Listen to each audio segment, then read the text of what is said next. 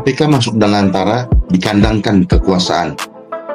Apa jadinya kalau lembaga pengawas korupsi justru ikut duduk dalam sistem yang seharusnya diawasi?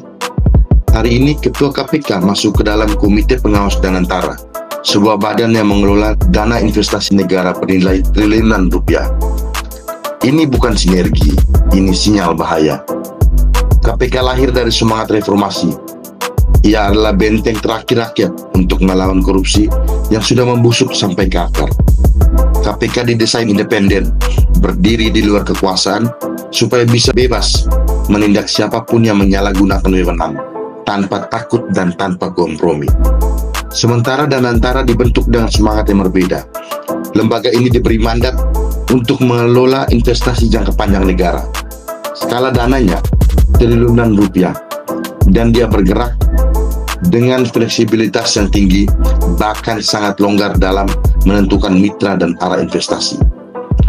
Justru karena fleksibilitas yang itu, Danantara butuh pengawasan yang ketat dan independen.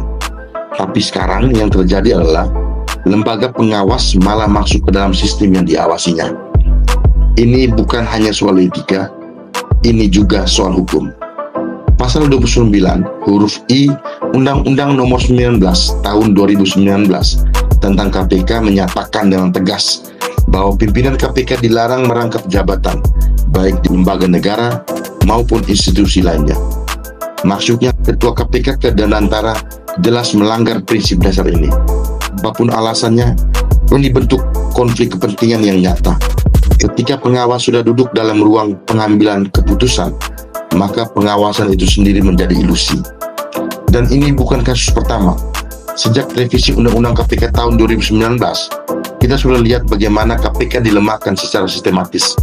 Dari dibentuknya Dewan Pengawas, hingga dipangkasnya kewenangan penyadapan, sampai sekarang KPK justru dikandangkan ke dalam sistem kekuasaan.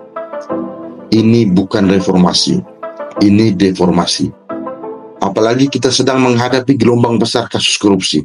Tambang timah, Pertamina, mafia energi, semuanya sektor strategis dengan nilai luar biasa. Danantara akan bermain di wilayah yang sama.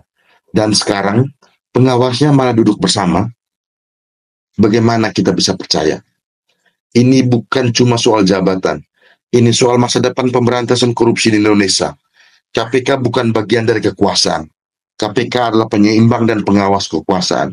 Kalau hari ini kita biarkan KPK larut dalam sistem yang harusnya diawasi, maka besok kita akan kehilangan satu-satunya lembaga yang pernah benar-benar dipercaya rakyat. Karena kalau pengawas sudah ikut berkuasa, siapa lagi yang akan menjaga kepercayaan rakyat?